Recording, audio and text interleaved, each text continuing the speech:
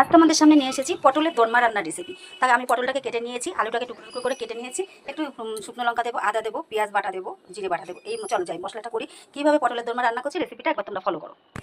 কড়াই একটু তেল দিয়ে দেবো, তেলটা গরম হয়ে গেছে, আলু কটাকে দিয়ে দেবো।